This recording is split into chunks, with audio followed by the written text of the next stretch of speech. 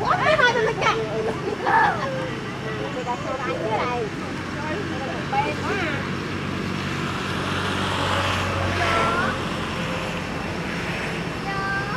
Hãy subscribe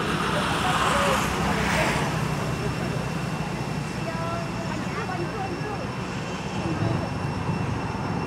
Mì Gõ để không bỏ lỡ những video hấp dẫn.